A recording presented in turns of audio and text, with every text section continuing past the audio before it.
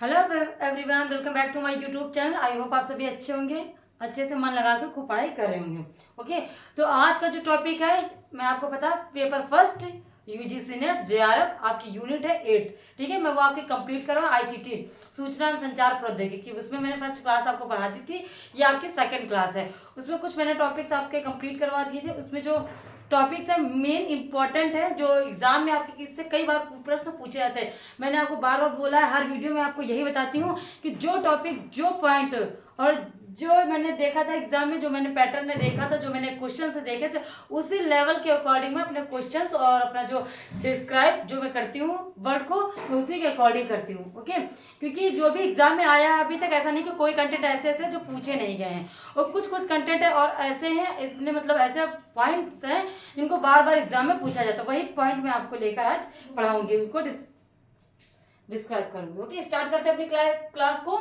तो ये क्या है, कम्युनिकेशन डिवाइस कौन कौन सी हैं। तो कम्युनिकेशन डिवाइस कौन कौन सी हैं, तो पहले आपके NIC, WNIC, hub, wireless access joint, router, modem, ये आपकी कौन सी डिवाइस है। सबसे पहले आप ये जानिएगा कि देखिए, इसमें आपको थ्योरेटिकल पोर्शन पढ़ना है, सिर्फ आपको मेन पढ़ना है कि इसका मतलब क्या होता है, इसकी फुल फॉर्म क्या है। इस यूनिट का सिर्फ एक प्रोसेस है, एक मेन मतलब है कि इसमें फुल फॉर्म जानना और इनका मतलब क्या है, बस। और इससे कोई और क्वेश्चंस नहीं बनते हैं। जैसे आया एनआईसी, एनआईसी क्या है, ये क्या है, कम्युनिकेशन, ये जितनी भी है सब है क्या है, कम्युनिकेशन डिवाइस है, कम्युनिकेशन डिवाइस। तो एनआईसी क्या है, तो नेटवर्क इंटरफेस कार्ड, इसकी फुल फॉर्म क्या होगी, नेटवर्क इंटरफेस कार्ड। और इसका क्या काम है, इस डिवाइस का, कम्युनिकेशन डिवाइस का क्या काम है, तो नेटवर्क को कंप्यूटर से जोड़ने के लिए कंप्यूटर में लगा होता है। ये कौन सी डिवाइस है, नेटवर्क को कंप्यूटर से जोड़ने के लिए कंप्यूटर में लगा होता है। ठीक है, जो एनआईसी है ये कंप्यूटर में ही लगा होता है।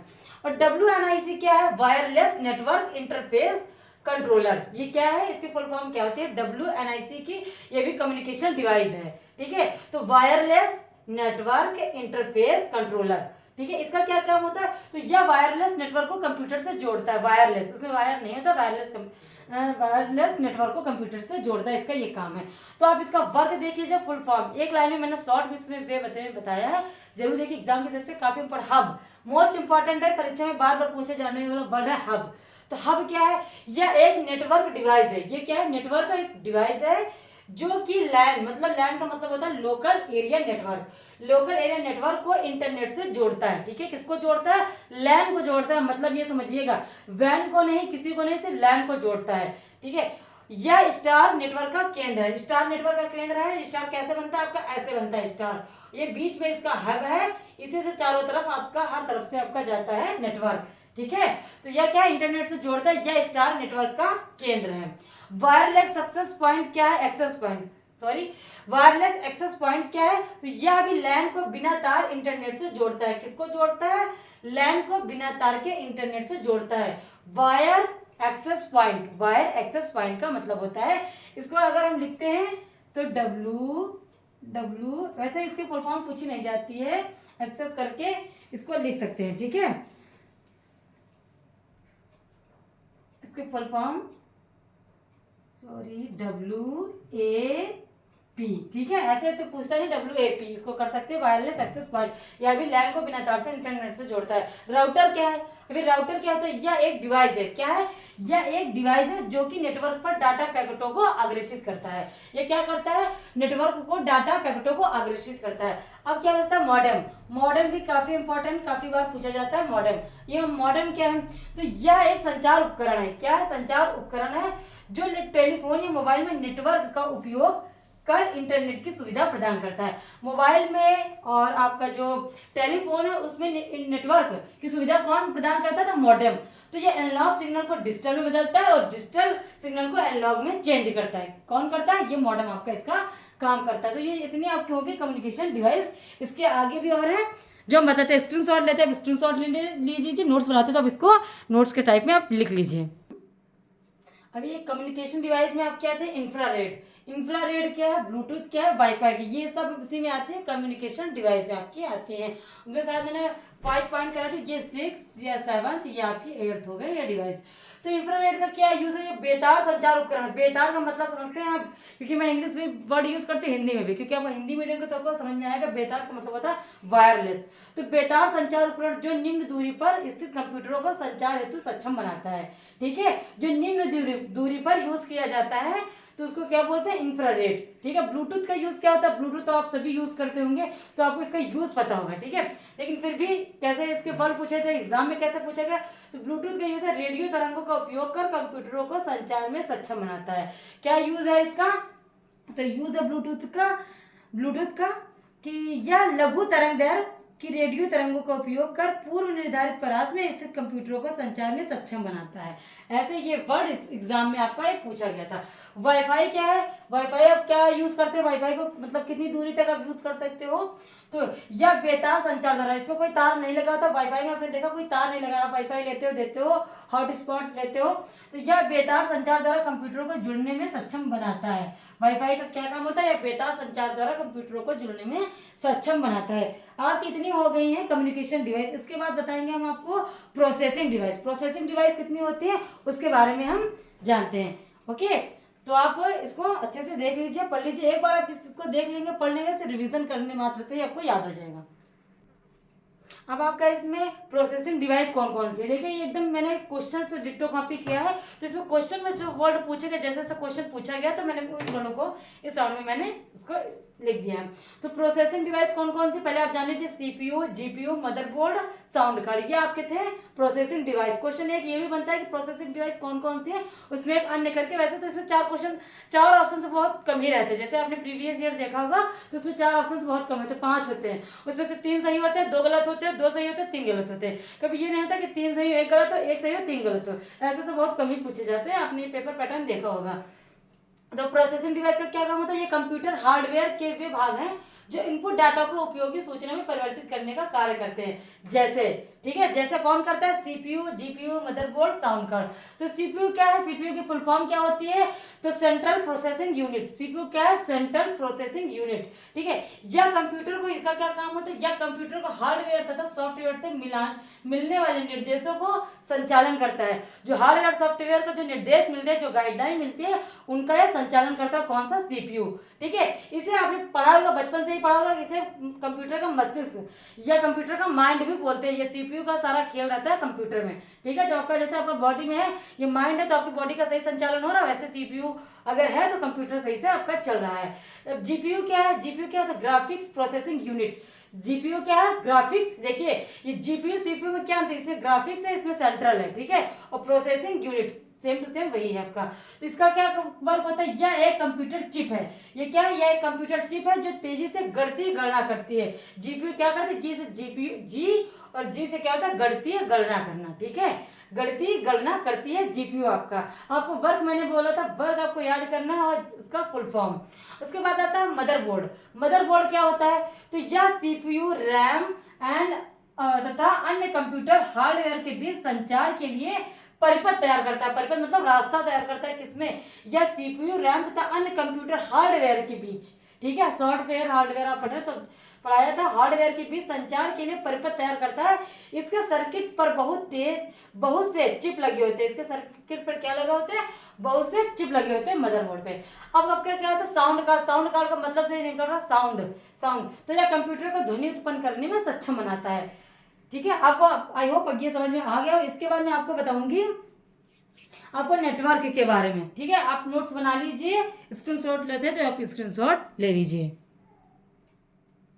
अब आपका सॉफ्टवेयर क्या, इससे पहले क्लास में हमने हार्डवेयर के बारे में बता दिया था, तो हार्डवेयर के बारे में थोड़ा सा मैं आपको अभी बता रही हूँ। हार्डवेयर का मतलब होता है, कंप्यूटर का मतलब से समझ लीजिए मानव शरीर को, ठीक है, वो कंप्यूटर है। लेकिन हार्डवेयर वो चीजें होती है जो हम छू सकते हैं, कंप्यूटर में ऐसी चीजें होती है जो हम छू सकते हैं, जैसे कीबोर्ड हो गया, माउस हो गया, ये चीजें हम छू सकते हैं, तो हमारा हार्डवेयर हो गया, ठीक है। अपने शरीर को जिस पार्ट को हम छू सकते हैं, ये सब हमारे हार्डवेयर है। सॉफ्टवेयर है, अब अपने हार्ट को समझिए, दिल को, अब उसको छू सकते हैं, उसका क्या वर्क होता है, सॉफ्टवेयर का क्या दिल का आपको क्या वर्क होता है, वो बताता है कि तुमको ये काम करना है, ये काम नहीं करना है। वैसे ही सॉफ्टवेयर क्या करता है, कंप्यूटर को दिशा निर्देश देता है, तुमको ये काम करना है, तुमको ये काम नहीं करता, ये गाइडलाइन से ये वर्क करना है, इस गाइडलाइन से ये वर्क होगा। बस सॉफ्टवेयर का मतलब यही है। सिंपल सी भाषा में अगर बोले तो हार्डवेयर सॉफ्टवेयर का मतलब यही होता है। जैसे उसमें हार्डवेयर में क्या था, सीपीयू का क्या काम था, तो वो मानव मस्तिष्क कहा जाता था। उसको मैंने बताया ना, पूरा फंक्शनल वर्क उसका मानो फिजिकल बॉडी से उसका होता है। ठीक है, तो आप जानते हैं सॉफ्टवेयर आपका क्या होता है। आपका सॉफ्टवेयर, इससे काफी क्वेश्चन पूछे जाते हैं। तो सॉफ्टवेयर आपका क्या है, कंप्यूटर का दिशा निर्देश देता है, ये वाला दिशा निर्देश देता है, और निर्देशों को प्रोग्राम बोलते हैं। निर्देशों को जो गाइडलाइन देता है उसको वो क्या बोलते हैं, प्रोग्राम। और प्रोग्राम के समूह को बोलते हैं हम सॉफ्टवेयर। ठीक है, प्रोग्राम जो हमारे दिल की जो आवाज है तो उसको हम आवाज बोलते हैं। ठीक है, हमारे दिल की बात है, वो हमने मन की बात हमने बताई, लेकिन उसको कंप्यूटर में क्या बोला जाता है, उसको हम सॉफ्टवेयर वर्ड बोलते हैं। हमारे तो मन की बात होगी, लेकिन इसकी क्या होगी, उसको हम सॉफ्टवेयर बोलते हैं।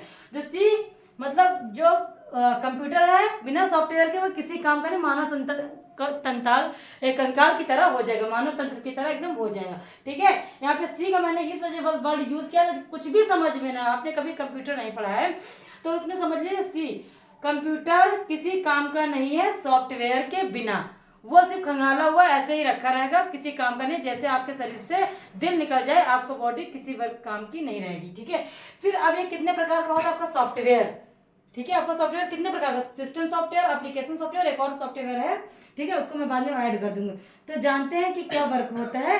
यूटिलिटी सॉफ्टवेयर आपका होता है थर्ड वाला, यूटिलिटी, उसको मैं आगे बताऊंगी। तो पहले सिस्टम सॉफ्टवेयर क्या, ऐसे प्रोग्राम को कहा जाता है जिसका कार्य कंप्यूटर को चलाना होता है। एक होता है ऐसे सॉफ्टवेयर होते हैं, ठीक है, जो कंप्यूटर को चलाते हैं, जैसे operating system, compiler, assembler, interpreter. ये वर्ड, ये एग्जांपल मैंने लिया था, इसको इंग्लिश में कहिए, लेकिन ये वर्ड ऐसे के ऐसे ही रहेंगे। हिंदी में लिख तो दिया, जैसे ऑपरेटिंग करो तो उसकी स्पेलिंग से चेंज होगी, लेकिन मतलब उनका वही निकलेगा। ठीक है, तो operating system, compiler, assembler, interpreter, ये क्या है, सिस्टम सॉफ्टवेयर। ये वर्ड जरूर याद रखिए, क्वेश्चन में आता है सिस्टम सॉफ्टवेयर क्या है, तो ऑपरेटिंग सिस्टम, ये चार वर्ड को जरूर याद रखें। उसके बाद आता है आपका एप्लीकेशन सॉफ्टवेयर। एप्लीकेशन सॉफ्टवेयर क्या है, ये मुख्य कार्य करते हैं जो कंप्यूटर में होता है, इनका मुख्य काम होता है। कुछ मुख्य काम होते हैं, कुछ हमारे रेगुलर बेस के वर्क होते हैं, और कुछ होते हैं जो मेन होते हैं, इंपॉर्टेंट होते हैं। ठीक है, तो यह मुख्य कार्य करते हैं एप्लीकेशन सॉफ्टवेयर।